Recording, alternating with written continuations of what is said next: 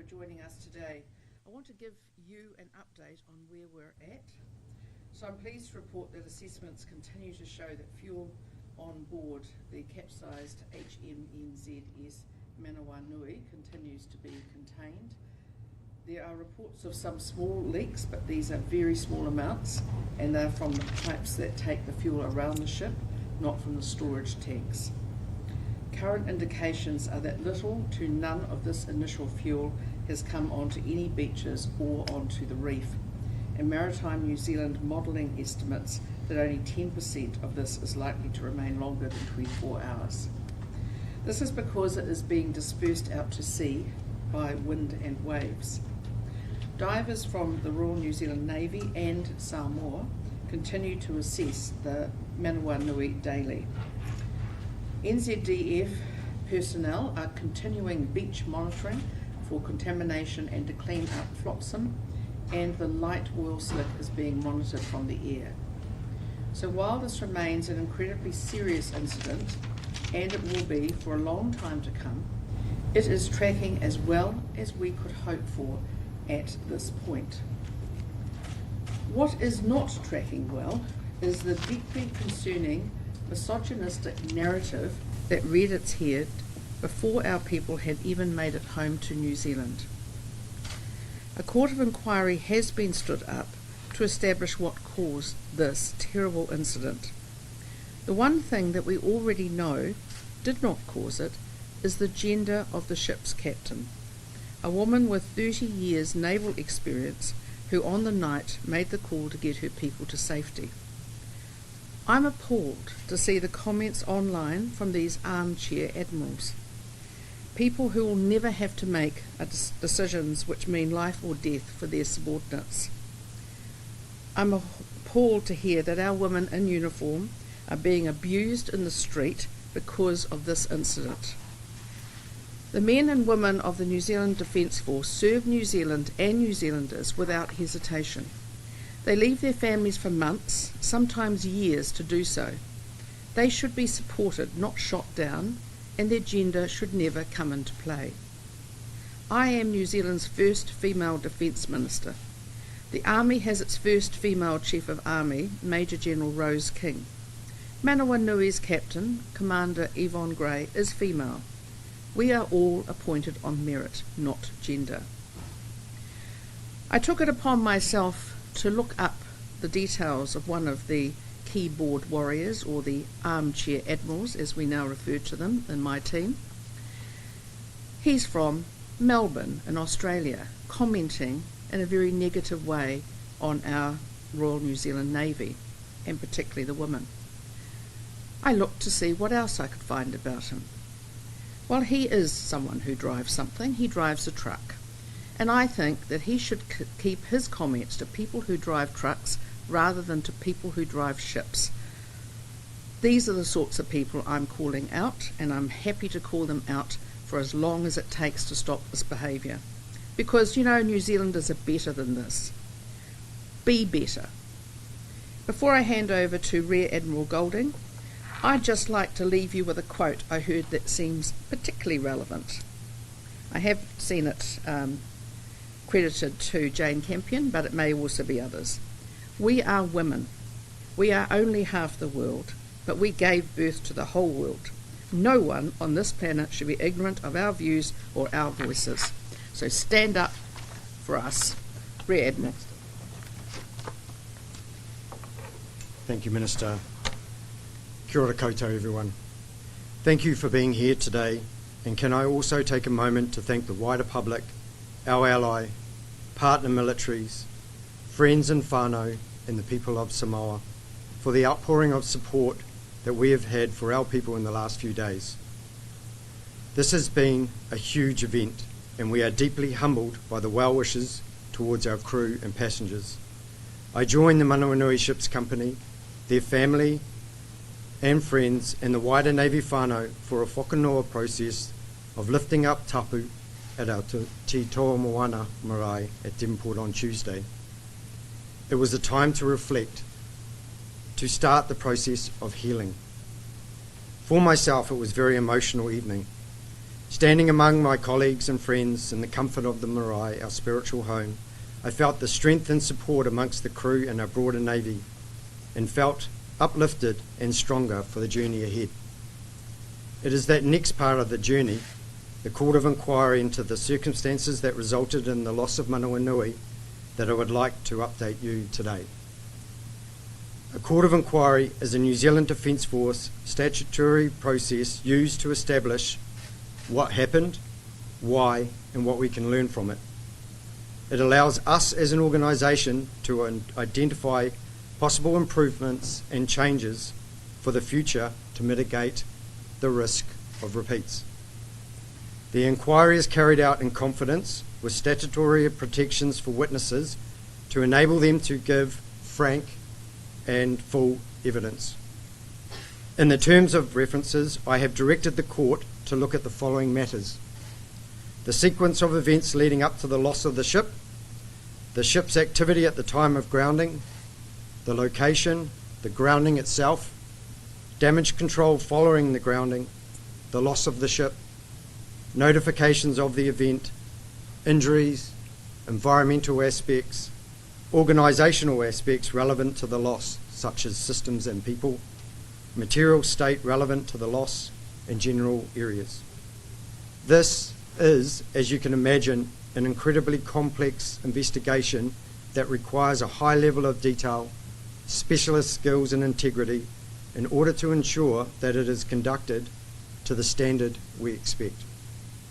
Because of that, I'm pleased to announce the members who have agreed to be part of the Court of Inquiry. Firstly, the President will be Commodore Melissa Ross. Commodore Melissa Ross joined the Royal New Zealand Navy in 1993 as a Marine Engineering Officer. She was one of the first women in the Royal New Zealand Navy to go to sea on an operational warship. Commodore Ross has previously held the position of Deputy Chief of Navy and Commander Logistics. She will be joined by Captain Andrew Mahoney, Group Captain John McWilliam from the Royal New Zealand Air Force, and Captain Dean Batalana, who has been seconded from the Royal Australian Navy. Counsel assisting the court will be Commander Jonathan Rowe, who is a barrister and a solicitor of the High Court. These individuals cover a range of military expertise across many areas, including hydrography, navigation, ship driving, operations, regulatory, technical and legal expertise. I am confident that this group of senior military personnel will conduct a robust investigation into the incident, obtain the relevant details and lessons learned. We especially appreciate the support from our Australian ally at this time, with the inclusion of Captain Batalana. I have directed the court to provide me an interim report by mid-November, and then to provide regular updates on the progress of their inquiry from there. I intend the report to be reviewed by King's Counsel under an external legal review process to provide me with an independent assurance on the findings. Once complete, it is also my intention to release the final report, noting there may be some commercial and confidence, privacy or national security redactions. It is understandable at this time, many of you want answers. I understand, so do I. But that is what the Court of Inquiry process is here to provide us.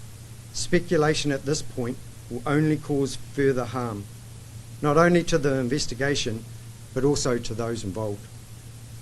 It is important that you, as the public of New Zealand, know that we, as a Navy, are taking this event extremely seriously.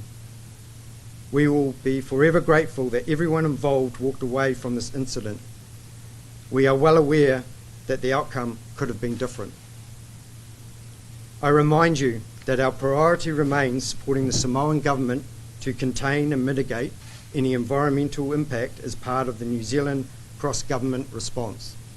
Samoa's priority is our priority. I'm now happy to take any questions. On the fuel situation, how confident are you that all potential leaks have now been found? For us, it's a process of daily monitoring and mitigating where we can. So the divers are conducting daily dives to determine the presence of any leaks if there is, and if they are actively working a plan to try and mitigate them. So not 100% confident at this stage? You can't rule out the fact that there could be further leaks? You're never 100% confident. How much fuel has come out of the ship so far? Do we know? No, I don't have that information. And how much was on it? The total is approximately 950 tonnes. There were a couple of main storage tanks on the vessel, and there was also some fuel that came out at the initial capsize. Can you tell us if the fuel in those main storage tanks is leaking, or whether there's just residual fuel? It is our assessment at this time that the main tanks are intact, and that the fuel is coming from residual fuel in the fuel transfer system, which is in short pipes. So just to clarify, the fuel that is in the storage tanks has not leaked out. You're confident of that? To our knowledge, from a couple of dives on that hull, the integrity of those are in place. We will continue to try and get more information in regards to that. What is the timeline for a salvage operation?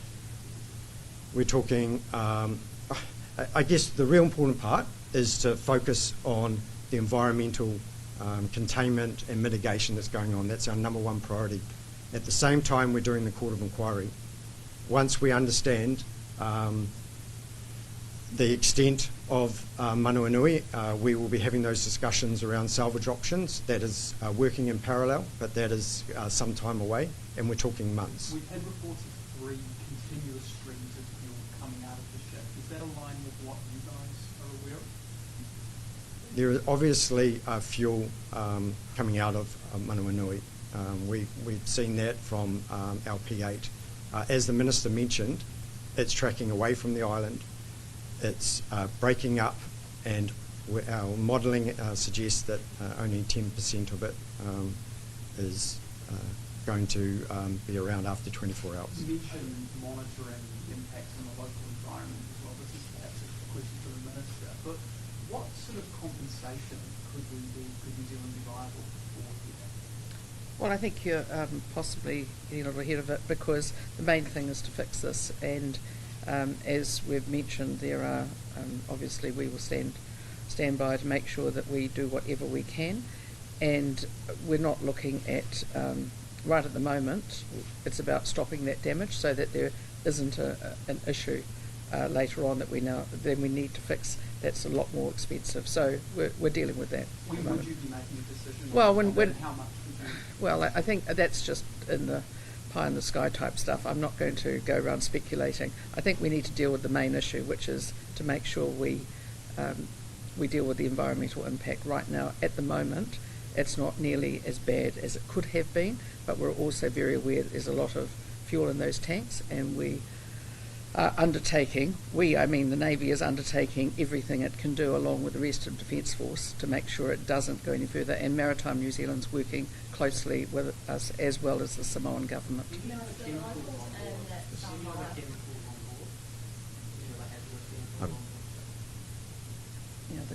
Sorry, you were just...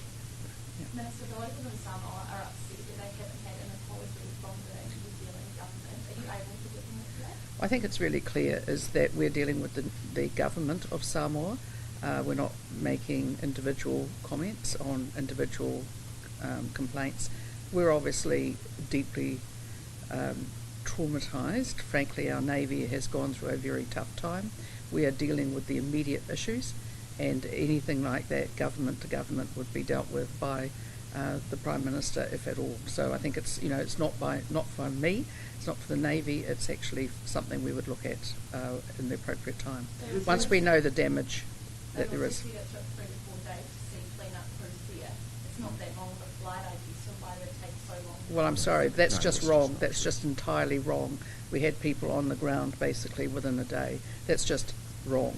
So so can I just clarify? We've had people on the ground. We've got spill kits. We've got HMS Tamar that's got spill kit on site around Manawanui, and we're walking the coastline every day, cleaning up and taking away stuff and our divers going out diving in very difficult conditions to try and ascertain if there is any leak, where we can mitigate it and how we get after it. We've had our P8 fly over the top to provide modelling data and aerial pictures. We're doing everything we can at this moment. Canterbury sailed with heavy spill kit. It'll arrive in a few days. Yep. Are there any other chemicals?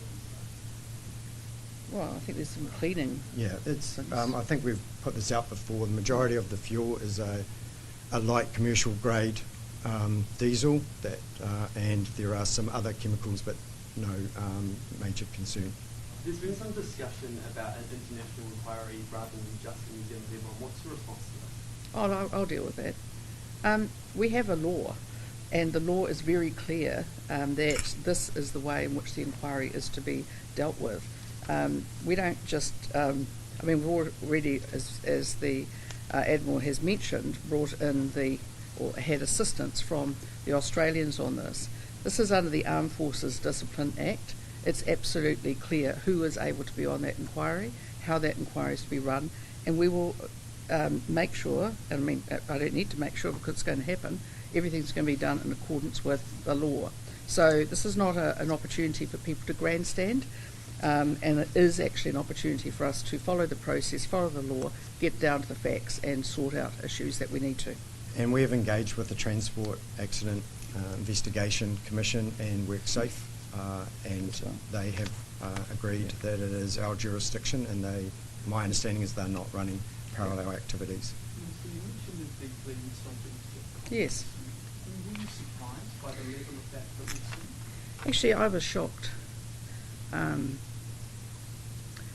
thought, seriously, it was 2024. What the hell's going on here with people who are sitting there in their armchair, operating their keyboard, making comments about people that they do not know, about an area they do not know, and they're just vile. Where's a bit of decency? And what we see now is we have women in uniform being abused by other people like that in the streets. This is outrageous behaviour, and New Zealand is not known for this, and we are better than it. And I think if people see it, we must call it out. I'm calling it out today. I hope everyone, including in the media, calls this out. It is not acceptable. It is not what we expect from our country, and to be frank, I was appalled. Do you have anything further to add to that about, I suppose, those deeply misogynistic comments towards people within? I think the Minister covered it really well. It's disgusting. It is impacting our people, and it needs to stop. Well, just going back to the night of the April, Yes. I know you don't want to speculate on it, but there are some facts that are there. Do you know what the weather was at the time, and was it on the shore that it was on? Was the wind blowing offshore? Let's just, the whole point of today is standing up a court of inquiry that's going to get after it. If I say a statement, then other people are just going to speculate on that, and it creates a whole other avenue of what happened. I think the most important thing from this announcement is we've got some high calibre people that are going to get after the facts, understand that what happened, why it happened, understand what lessons we can learn so we don't repeat it. And I will provide a bios of all the people that are on the court so you understand what their backgrounds are. What changes have been made to Navy operations in the interim in the wake of the incident? For instance, are you ceasing operations close to shore, or are there any changes that have been made immediately after this? No, absolutely not. We will do that assessment after the court of inquiry, but right now we've had Te Kaha just come back today from operating off Australia as they do their preparations for their deployment next year to the Middle East to participate in collective security. We've got Aotearoa that's going to sail soon. They've been doing operations off the Korean Peninsula, and we've got Taupo that has been supporting our government agencies doing fisheries operations, and we all are aware that Canterbury sailed. So all the other ships in our Navy are out there doing the business, and they need to get on with their job and do their role with what the nation and our government expects.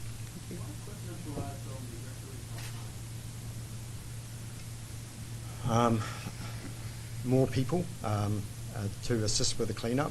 We've put Commodore Andrew Brown in theatre to support with the interaction and engagement with the Samoan government to assist in that, and some more people to help with the planning and the mitigation and support. Is there a need to be sensitive to know if you're off the ship, or is it or has it all been removed? We will conduct operations to remove some equipment. Are you able to tell us what that equipment is? No. I'm not going No. to get into that at this stage. Because no. it's sensitive. Yeah. And But are you good able- question.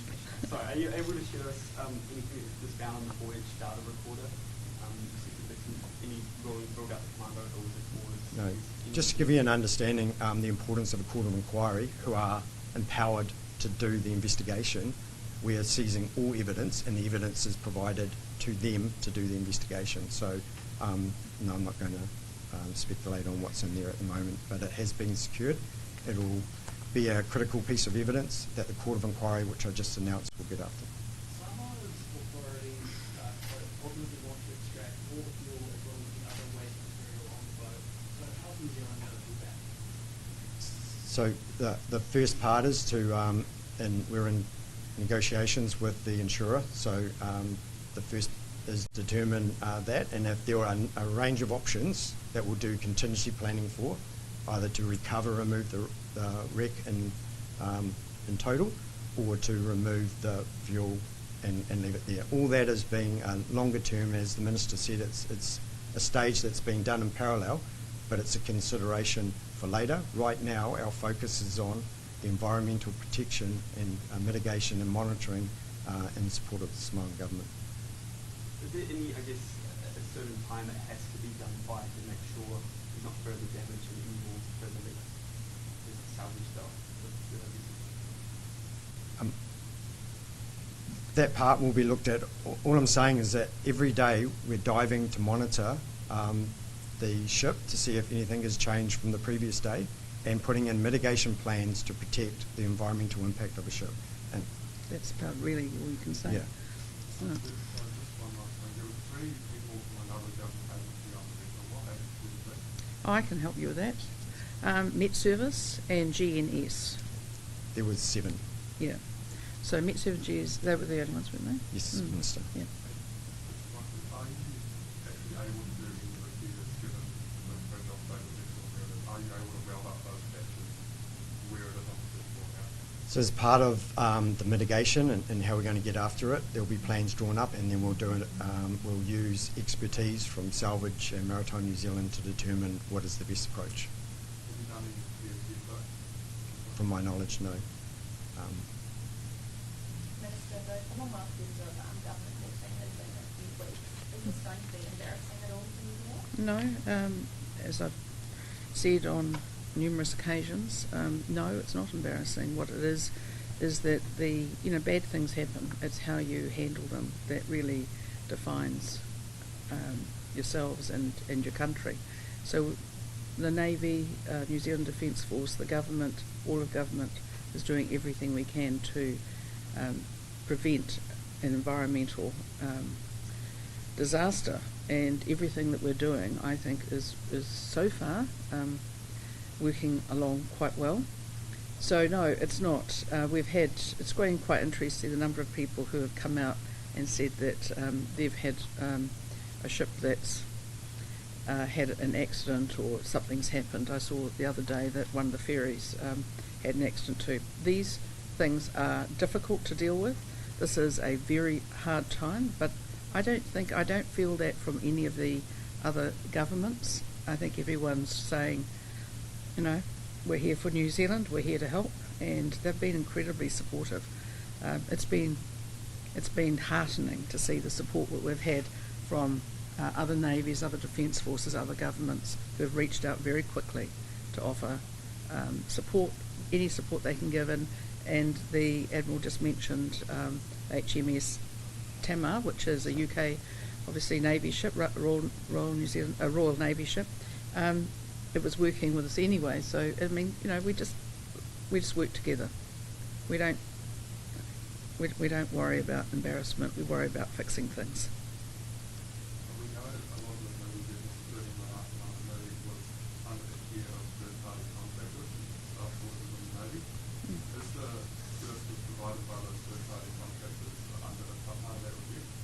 third party.